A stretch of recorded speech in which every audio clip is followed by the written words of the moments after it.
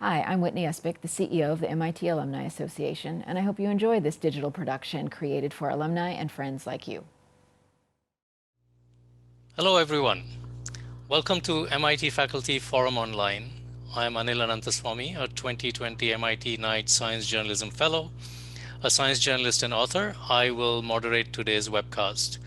Today's broadcast is sponsored in part by the MIT Federal Credit Union, MIT Professional Education, and MIT Sloan Executive Education. As a reminder, we welcome your questions during this chat. Alumni joining us via Zoom can use the Q&A feature found on your toolbar. We will get to as many questions as we can.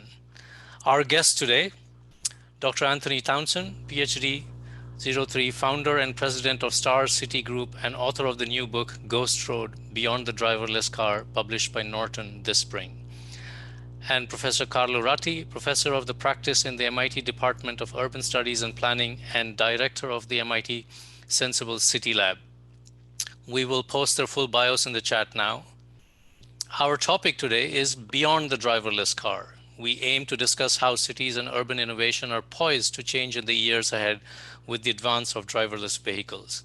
I'll invite our two guests to give us a brief overview of their research in this space and current insights on the state of driverless vehicles in urban settings in 2020. Let's start with Dr. Townsend. So, Dr. Townsend, the floor is yours. Well, hello, everybody. I'm really glad to be here, and thanks for joining us this afternoon.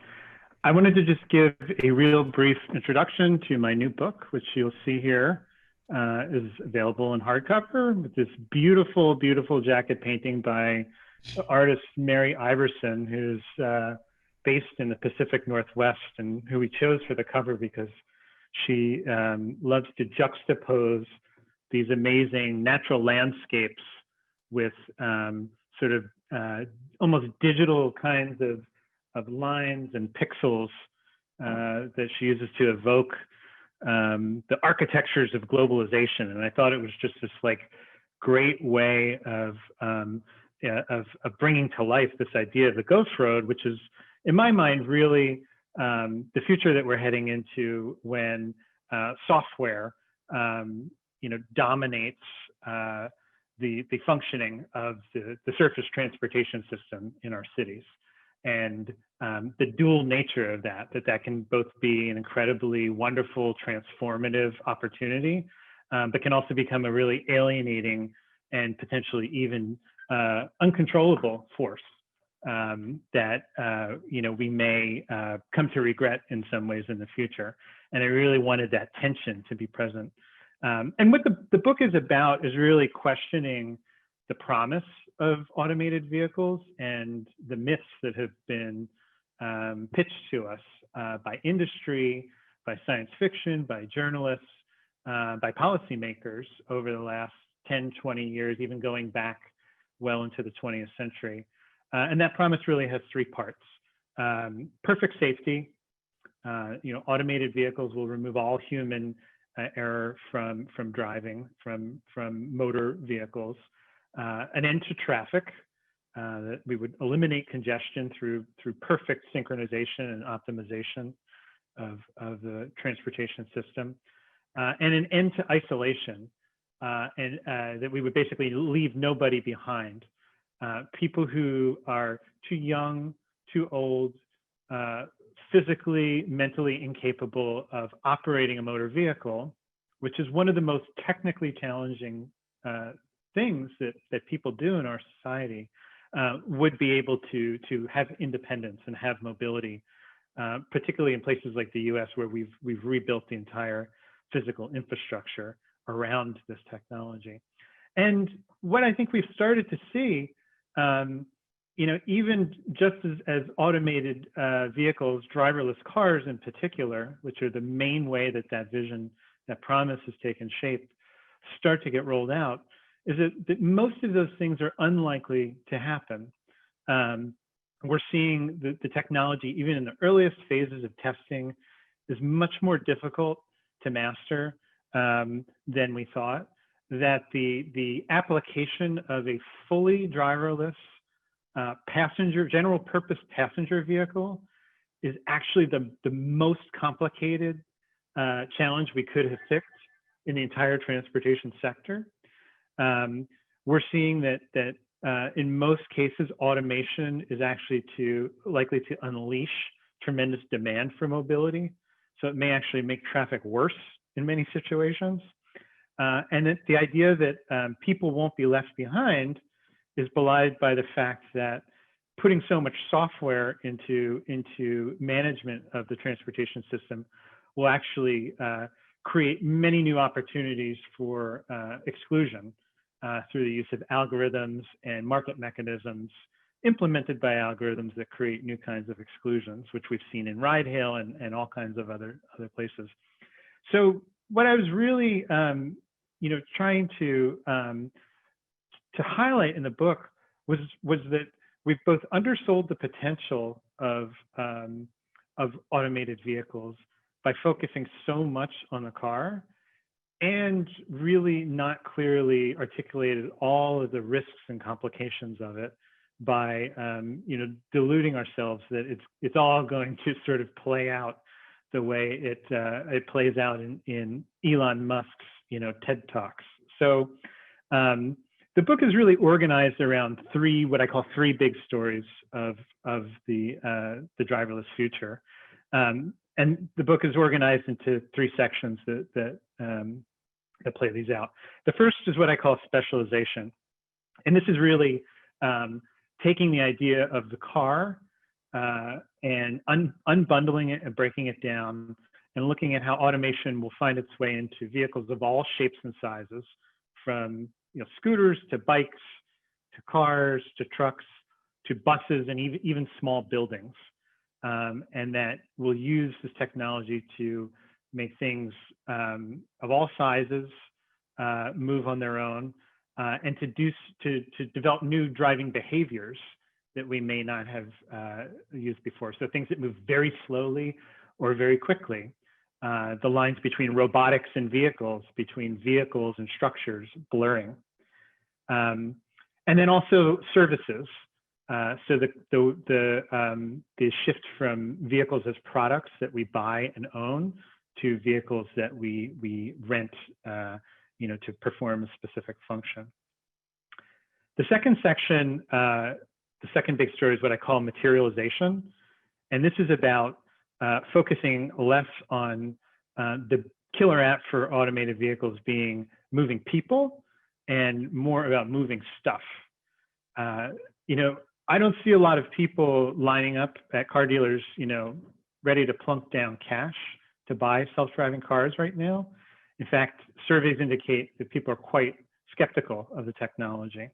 That may fade as we are introduced to the technology in the future, but there is a real compelling economic need right now, a business need, to move large amounts of material more cheaply, more reliably, around the clock, in all kinds of conditions. And now, in a pandemic, to do it without human contact at even greater scales. So this is something that I wrote before the pandemic. This is a sort of fringe topic, and I think this is really going to emerge as, I think, one of the big stories of the automated vehicle future. The third big story of the book, this is where I got kind of out on a limb. I write almost nothing about safety in the book. I think if the engineering community, the industry, doesn't solve the AV safety problem, there won't be an AV industry to speak of. So it's almost like a sort of self-fulfilling prophecy. The big regulatory battle of the future is going to be over the linkages between automated vehicles, particularly large automated vehicle fleets, the urban transportation system, and global financial markets. We've seen a glimpse of the sort of mayhem that can happen with ride hail when you have global capital able to push new kinds of urban mobility, new business models, even new market mechanisms into cities without even asking permission, and the disruption that happens. Tremendous value is created, but also tremendous disruption. And that this, once automation is brought into the fold, could happen in a very, very fast pace with much greater consequences. And the way, I think of this in sort of two like what if scenarios. One is, what if, 10 years from now, you can't move anything on the planet without Waymo or Amazon or Baidu getting a cut of the movement, whether it's a package or a passenger, and that we have these sort of global traction monopolies that have cornered the market in the same way that they control much of what moves online. That's a very real possibility. Or what if you have an Enron-like player that gets involved in speculation around urban mobility and starts buying and selling financial instruments, speculating about the levels of activity and the value of urban travel in the way that Enron did when energy became deregulated, with terrible, terrible consequences. So I think this is something that has happened in history when past technologies, technological innovations changed the way people moved in cities, and I think it's quite possible it can happen again. So I think that's really like the big picture of the book. I'm tremendously optimistic and excited about this technology. I think post COVID, it is going to be one of the most important tools we have in allowing us to reorganize cities so that we can flexibly come together and spread apart when it's safe or not safe to do so, to keep the glue that binds cities together working, even when we have to spread out a little bit, and maybe bridge some of those gaps, even when we can't do it physically. But it's also going to introduce new sources of power and really challenge some of the ways we govern cities in ways that I don't think we've really fully grappled with. And that's what I was trying to explore with the book. Well, thank you, Dr. Townsend. I think that segues really nicely into Professor Ratti's remarks, I would assume. So Professor Ratti, the floor is yours. Sure. Thank you very much, and good afternoon, good evening, everybody, based on where you are on the planet. Now, I decided actually I'll share a few slides, and I'll let me know if you see my screen. Oops, sorry, it's the last slide. You see my screen? Yeah, we can see your screen. That is great. So I want to take a slightly different angle. And by the way, Anthony and I have been discussing similar issues for a long time. We also did a few articles together, one in Scientific Americans a few years ago, looking at smart cities and the pros and cons. And certainly the very important thing that Anthony was just saying is that the same technology can lead to two totally different outcomes. So I'll give you just a quick example. Again, let's imagine for a moment, however, that all the hurdles, the technological hurdles are solved. Well, theoretically, today a car is used 4% of the time. It's unused 96% of the time. It's parked somewhere. So theoretically, if you move to a self-driving system where cars, can give a lift to a person and then to another, to somebody else in the neighborhood, in the family, in the city, and so on, and we can change those ratios. And we theoretically could have a city where we take everybody to destination between car sharing and ride sharing with 20% of the vehicles we have today. This one scenario, possible scenario, but at the same time, we can imagine exactly the opposite, the condition in which everything spirals out of control. Today, the cost of an Uber is 2 to 2. Professor Ratti, can I interrupt you a second? We're just seeing a black screen. No, it's supposed to be a big screen. I'll show the slides in a moment. Oh, okay, all right, fine. But I want just to connect to what Anthony was saying. So the cost of an Uber is between $2 and $2.2 per mile. And according to most estimates, if you move to self-driving, that cost could be something less, between 30 and 50 cents per mile. And if that happens, everybody would just want to get a private ride from home to the office or somewhere else. But then, again, if that happens, and everybody, if we all move by car, then nobody moves. So we have a condition where actually we have much more cars than today, and we end up with a chock-a-block situation in all of our cities.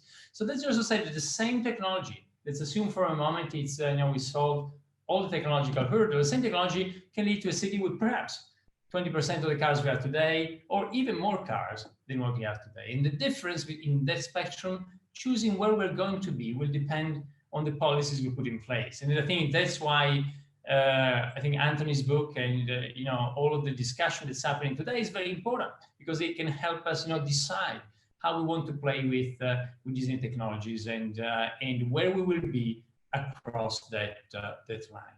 Now, having said that, I wanted to take a slightly different angle and don't talk much about self-driving cars, but really more generally about data in the city.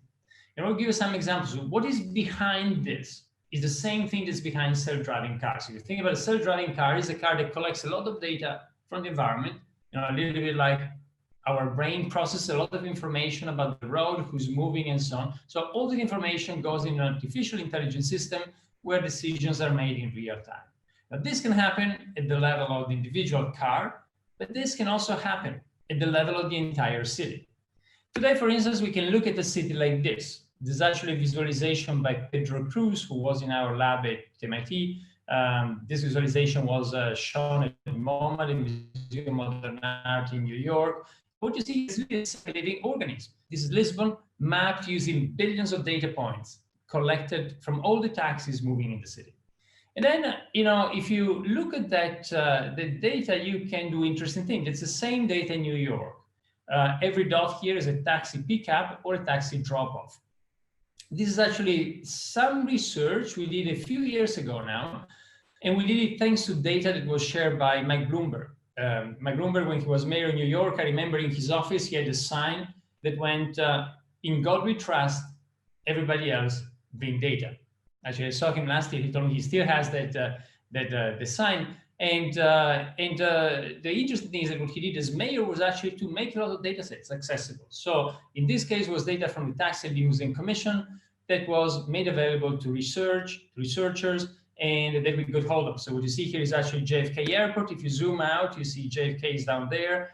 Here you see Manhattan and all of the boroughs and all the dots about pickups and drop-offs.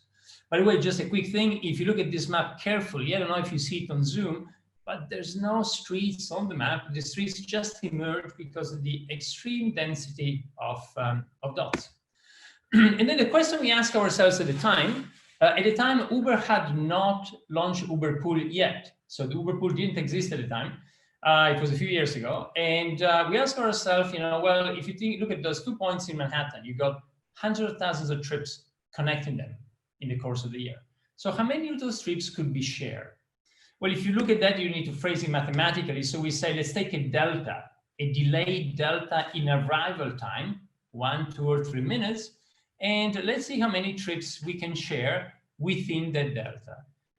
That's a paper in PNAS that came out of that. We call this shareability networks. You see them here.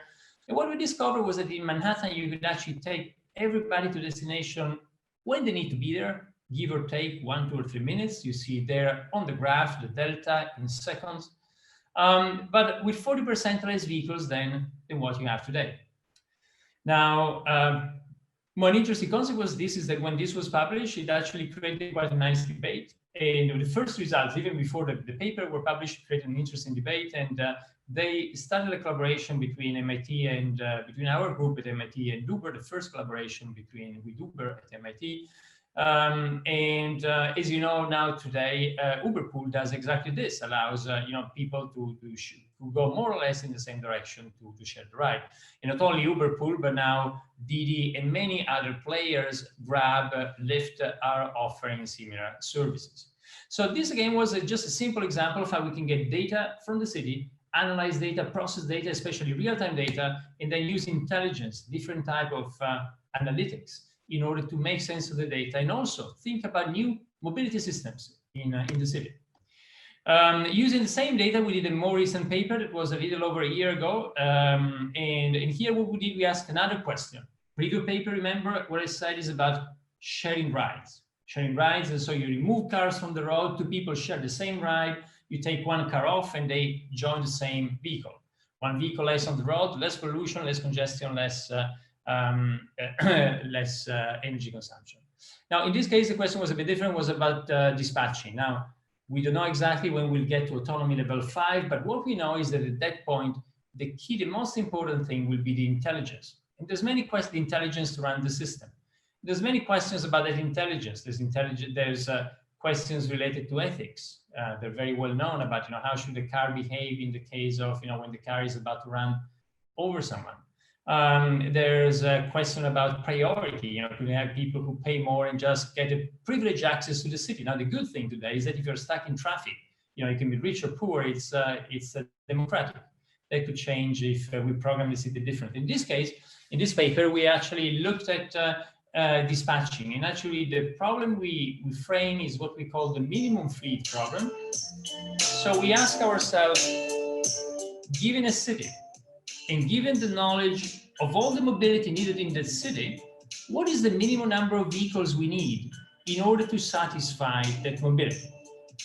And the interesting thing is that here again, you see real data from New York. What you see is that these are taxis. Again, the dispatching today is very inefficient. So 50% of the time, taxis vehicles are empty.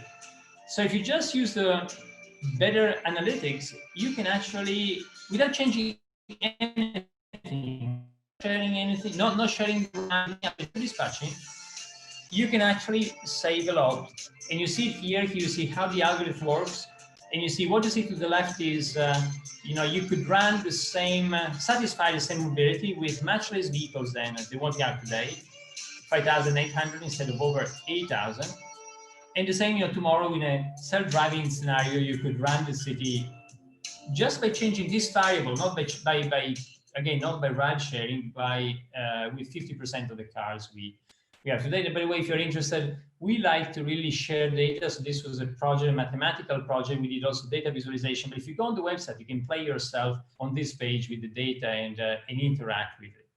And then the final thing I want to show you. So again, and this was a second example. Again, you take the data in real time from the city, you process, you analyze it, and you try to find a different intelligence system for the city. But again, in our case is for the sake of research, but this could be applied in different places. By the way, we actually have a new company started using this. Final thing, very quickly, also the car collects a lot of data. Even the car is not self-driving.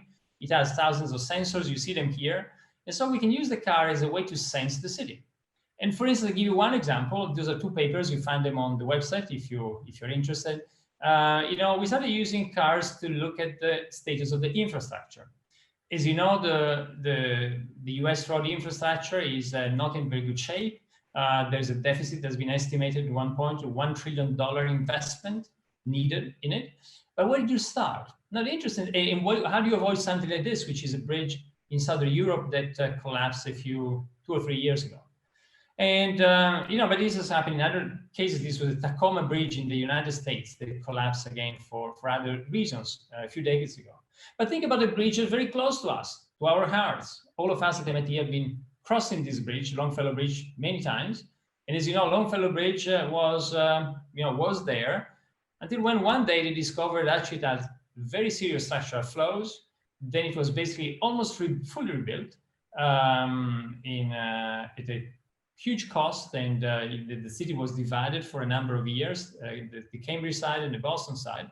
And it is really because we were not monitoring.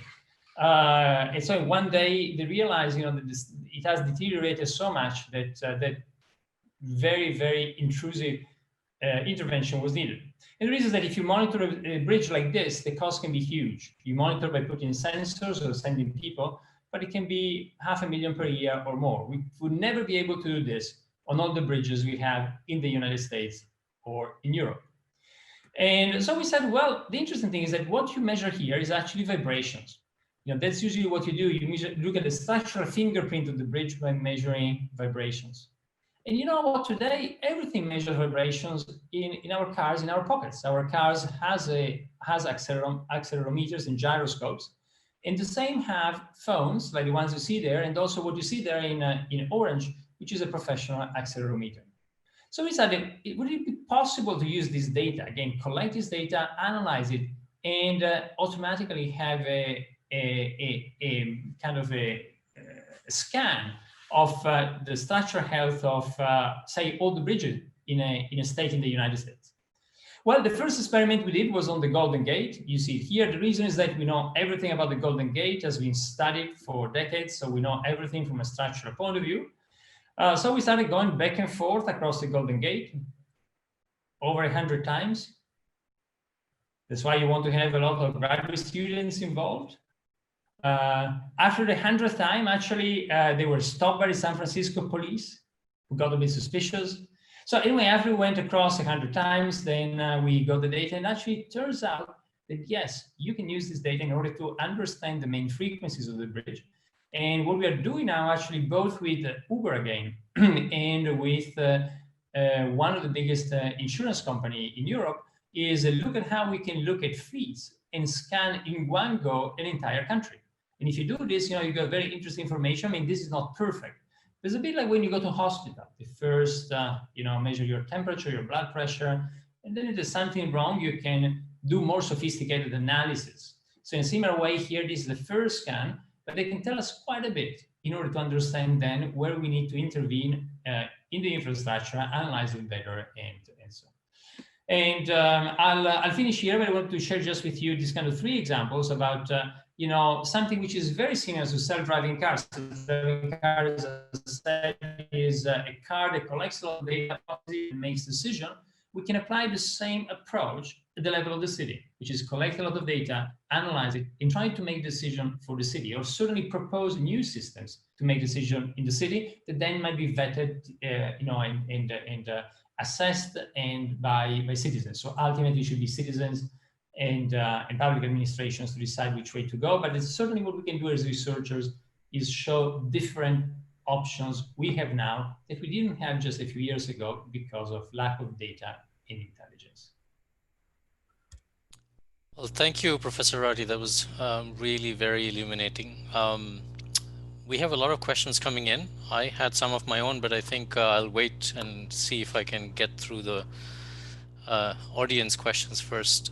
So there's a question that Dr. Townsend, I think, would like to answer live. This is a question from Ron Newman. Ron says, my concern about automated vehicles has always been their effect on people who can't or don't want to participate in automated systems. Pedestrians, non-electric, bicycles, kick scooters, skateboards, or any other purely human-powered vehicle. So Dr. Townsend, do you want to address this concern about? Yeah, I mean, I think this is a huge concern. The title Ghost Road, one of the things that's meant to evoke is a place that is dominated by software-controlled vehicles, and where human beings are strangers in a strange land, so to speak. And if you look at the best thinking in the transportation planning community right now about this, has come from a group called NACTO. It's the North American City Transportation Officials, which is basically like the club of planning czars of all the cities in the US and Canada. They published 2 documents called Blueprint for Autonomous Urbanism. I think one came out in 2018 and the other came out earlier this year. And what they lay out in those documents is a pretty flexible, pretty future-proof framework for thinking about how streets should be reconfigured to prepare for the arrival of automated vehicles. And what's really interesting about it is that while there are some physical changes, it's mostly about the kinds of requirements we should have for the software, both in AVs and in the streets themselves. And but the most important thing is the principles that they establish, which is that human-powered mobility is at the top of the food chain, and that human beings should essentially be deferred to. So you should not have to wear any kind of beacon or sensor or any other device to be identified as a human being and yielded to by, so it basically places a pretty high demand on AI to perform in a pedestrian or cyclist-rich environment, which I think is really interesting. I mean, they've really thrown it down. But by doing that, they're being consistent with where good street design has been going for a while. And they're applying pretty much the same same requirements that they have been applying to motorists over the last decade or so. So it's a very consistent application of safety requirements to this new technology. But what's really cool is that they also go a step further and say, well, since we know that there's going to be a lot of software at work, what can we do to take advantage of that? Doing things like getting rid of curbs, okay? Which create tremendous problems for wheelchairs, for other people who can't navigate that. The purpose of curbs is basically to prevent runaway automobiles. If you have computer-controlled automobiles, technically you don't need those anymore because you can put the curb, you can geofence the curb. You can have narrower streets that operate in two directions, okay? Because you don't need to reserve a physical lane to have traffic go each way. You can have essentially a one-lane street that only allows a vehicle to enter if it's clear for it to travel the whole duration. You can have speed limits that are governed through software. You can have reservations for curb access so that you don't have vehicles idling or vehicles piling up in double parking. So you get all these extra opportunities to do things that will then make the street even more pedestrian and cyclist friendly and less dominated by motor vehicles. I think it's just a really, really exciting space that allows us to take the things we already knew were good for streets and kind of double down on them while also getting some of the benefits of automated vehicles. Thank you, Dr. Johnson. That was a really interesting answer. We have another question from Thomas Tagliano. And this refers to the word beyond in the title of our talk. So he's saying beyond ? When do you expect that a level 5 car will be ready that can drive alone from Boston, Massachusetts to Fairbanks, Alaska in January? Cleaning this, I presume he means sensors, cleaning the sensors itself and refueling itself. Until then, there will be no beyond, in quotes. So I wanted to make two comments on this question. One is, I don't think there will ever be a level 5 car that can drive autonomously or alone from Boston to Fairbanks in January. That vehicle is going to need a extensive roadside infrastructure to navigate the precipitation and the winter weather conditions. It might be able to drive from Jacksonville to Los Angeles in January fully autonomously. I mean, it won't be autonomous because it depends on so many different external systems, but it'll sort of look autonomous. But if you look at what Canada is doing, all of the Canadian research groups that are doing work on autonomous vehicles are also doing work on connected vehicle infrastructure because they know that to make it work in Canada, they're going to have to do both. So unless we have public infrastructure investments, that is never going to happen. The question about beyond in the title doesn't mean better than level 5 or after the driverless car arrives. It means what is the vision of driverless vehicles or self-driving vehicles that goes beyond this very limited vision of driverless cars that we've been focused on until now, because I think it is a really limited vehicle. I mean, urban planners, people in my world, know that cars are not the answer to urban mobility. And so there's certainly not the answer to automated urban mobility either. We have all these other kinds of specialized vehicles that do things that work in cities much better, and they can all benefit from automation. Maybe to add something to that point, I think in January, sometimes I cannot drive if there's a big snowstorm. I think none of us can drive in Boston or outside Boston just because you can't see anything, you need to stop. And certainly the same will apply to the car. The car with more and more sensor and more intelligence can get close to a human. And then the connected car can somehow improve that, because then the cars talk to each other and it's car-to-car communication and car-to-road communication. So certainly probably also for most of us it would be impossible to do the same drive in January from Boston to Anchorage. That's a fair point. Maybe I'll slip in a question that's been concerning me. So, given the pandemic and what we're observing now, has the pandemic speeded up or even slowed down some of these changes to, the development of autonomous vehicles or, the infrastructure in cities that would need to make this possible? So, Professor Ratti, do you want to have a go at that? Sure. Well, I think for the pandemic, we probably need to separate between an intermediate phase when we need to coexist with the virus. And certainly that is slowing down a lot of things. For instance, slowing down the sharing part. Bear in mind, based on what we were saying before, the key thing about autonomous cars is that we can share better. We can share the ride and share the vehicle. So clearly, the pandemic has been slowing down the sharing component.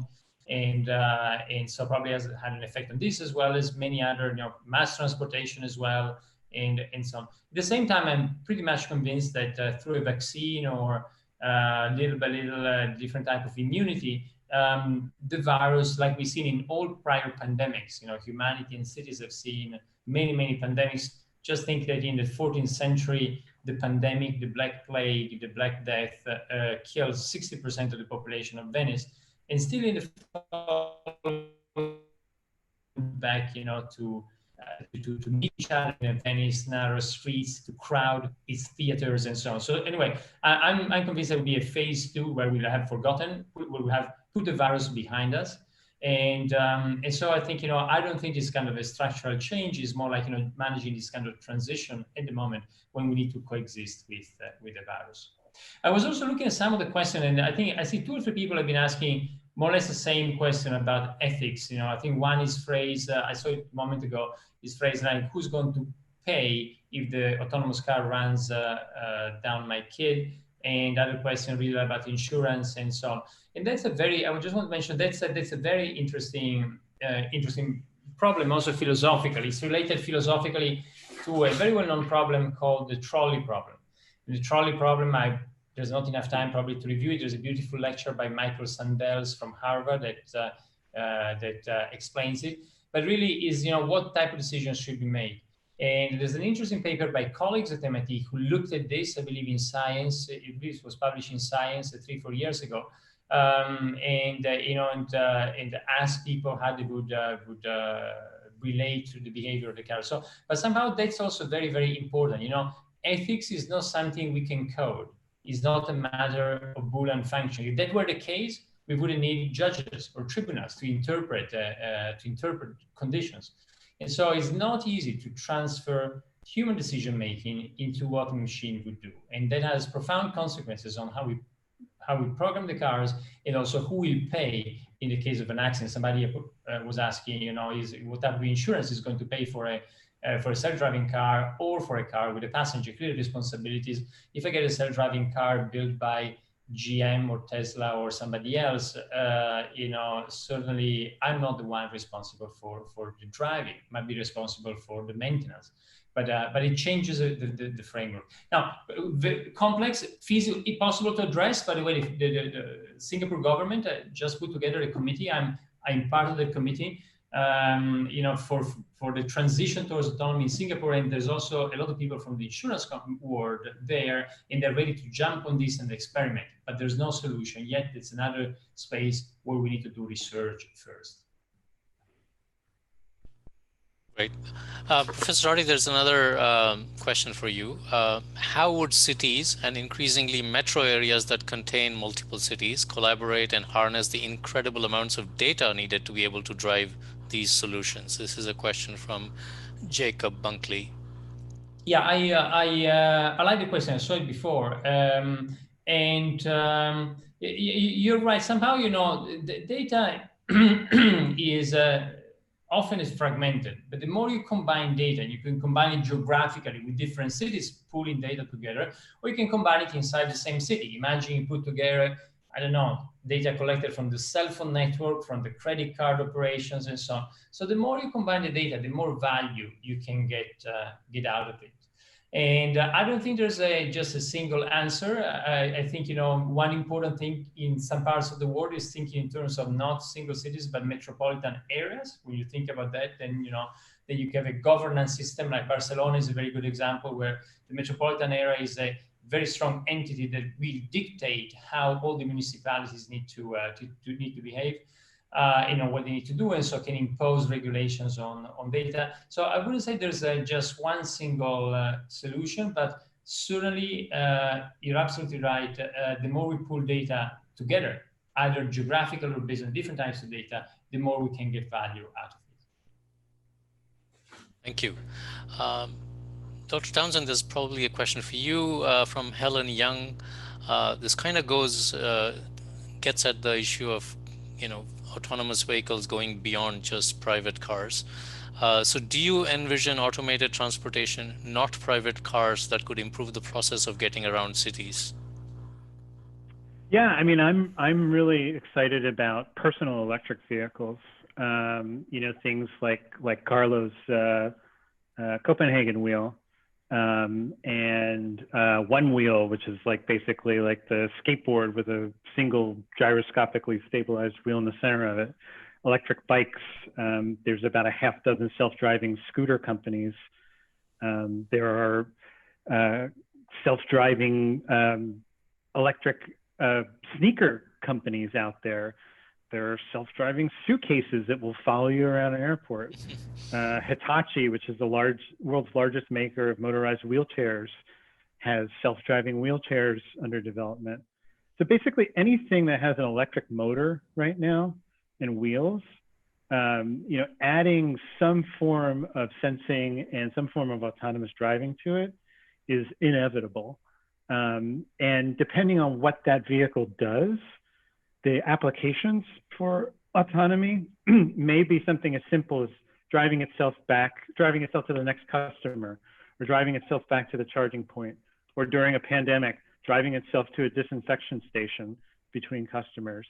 But that, could be transformative in how that service actually operates in a city. One of the reasons why dockless bikes became such a nuisance in many cities was because they were just discarded at the end of trips, which created a nuisance, but it also unbalanced the system. Automated driving could solve those kinds of problems very quickly, and create a completely different architecture for those services that would make them integrate much more easily. You might end up 5 years in a world where every time there's a concert or a school lets out or bars close, that there's dozens of electric runabouts, waiting outside to take people home. And that it's all predictive, that you don't even have to summon them. And that's really how getting around cities works. So I think, really just scratching the surface right now. And it's these underlying changes in urban mobility, and then the automation is just going to be the icing on the cake that sort of weaves it all together and makes it really seamless and really convenient, and makes some of the business models work that allows this stuff to really deliver and actually make money, which a lot of it hasn't made up until now. And then the other big space is in delivery. I think the lasting change from COVID is going to be in the way we shop. In the US, I think we took basically a 5-year leap forward in e-commerce adoption. And we're not going back, because a lot of the businesses that we used to shop at are failing. There's a battle going on right now for last mile distribution between Walmart and Amazon and Uber and a couple other players. And the hollowing out of Main Street that is happening right now is probably going to get cemented into place as those new relationships between mega retailers and customers. And I think there's going to be a lot of work that needs to be done to think about, how we accommodate all that movement of goods, and what happens to those high streets and those storefronts now that they're emptied out. What are we going to use them for when we get back to normal? It's not at all clear. So when you put it like that, I think immediately I kind of start thinking about the effect on the social fabric that these enormous changes are going to have. So do either of you want to comment on what we need to be doing in order to sort of worry about just things that will affect society, how we go about living our lives? Yeah, I mean, I'll just say one thing and then turn it over to Carlo. I'm really spending a lot of time right now thinking about postal systems and what the future of postal systems is in a world where these e-commerce giants are battling over the local distribution system. And is there a role for almost like a public option in moving goods from the neighborhood depot to our front door that isn't controlled by big tech, and that small businesses have access to, where they're not at a disadvantage? I think there may be a rationale for that becoming more of a regulated utility, or more of less of a private monopoly than it is now. Professor Ratti, do you have some thoughts on that? Yeah, no, I completely agree with Anthony. Actually, the mayor of Paris a few months ago, the vice mayor for planning, Jean-Luc Misitaki, was asking me he was saying, what is think about the beauty of Paris, its streets and so on, is really about commerce. Can we imagine a city where not that because of Amazon or similar systems? And so finding a solution for that is very important. There's another reason for that is that again, there's many ways to deliver. Now, normally doing delivery from a centralized warehouse in a place is efficient because the truck that comes to my apartment can also go to my neighbor. But at the same time, if I look at my life for the past few years, 3 years ago, I would go maybe 3 times a week to Whole Foods and at the same time buy a few other things on the way. And now there's probably 3 deliveries every day coming to my apartment. And so again, if everybody wants to have a service such as delivery within an hour, half an hour, very, very quick, then again, the traffic is going to go up exponentially. We are modeling that as well on real systems. So I agree that it's very important to look at this really, because it's ingrained in really what a city is. The cities, when cities emerged around 10,000 years ago, they are central places for trading, for exchanging goods. And so that's what the city is initially starts. One of the main magnets of the city is the market, is the place where you find different things. And so the way we distribute goods in the city, logistics is fundamental and is related to really the urban fabric and the social fabric we inhabit. Well, thank you very much, everyone. I think we have come to the end of our allotted 45 minutes. So we've in fact gone a little bit over. So I would like to say thank you to everyone. So on behalf of the Alumni Association, thank you for tuning in to this faculty forum online, and thanks to Professor Ratti and Dr. Townsend for joining us today. It's also a reminder to the alumni viewers to ask questions for our guest today using the Q&A feature in Zoom. You've already done that. I'm reading from some other portion of the notes here. Sorry about that. So alumni will be sure to forward all questions via the Q&A to our speaker today, and alumni office staff will keep the chat open for networking purposes for another 15 minutes. A reminder that this broadcast will be available on the MIT Alumni Association YouTube channel within a week of today. And thank you again for watching. Thanks for joining us. And for more information on how to connect with the MIT Alumni Association, please visit our website.